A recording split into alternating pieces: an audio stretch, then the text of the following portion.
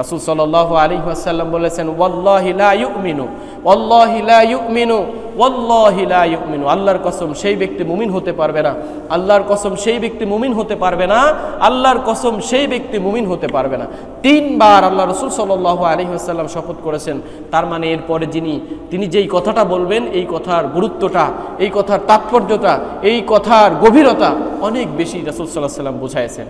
এই 3 বার শপথ করার পরে রাসূল সাল্লাল্লাহু আলাইহি ওয়াসাল্লাম যখন চুপ করলেন, তখন কিলা ওয়া মান ইয়া রাসূলুল্লাহ, সামনে উপস্থিত সকল সাহাবী বলল, ইয়া রাসূলুল্লাহ, তো সেই ব্যক্তির শপথ কবুল করা হবে না, সেই ব্যক্তি কে? ক্বালা আল্লাযীনা লা ইয়ামানু জারুহু বাওয়াকিয়াহু।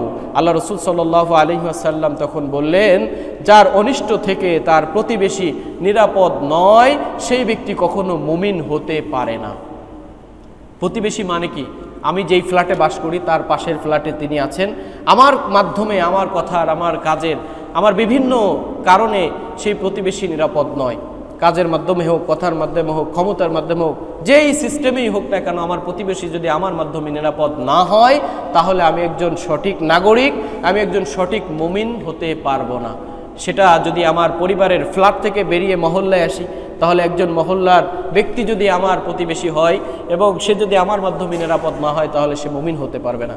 মহল্লা থেকে গ্রাম, গ্রাম থেকে একটা ইউনিয়ন যেতে পারেন, ইউনিয়ন থেকে একটা উপজেলা, উপজেলা থেকে একটা জেলা, জেলা থেকে একটা রাষ্ট্র, একটা রাষ্ট্র আর একটা রাষ্ট্রের প্রতিবেশী হয়ে থাকে।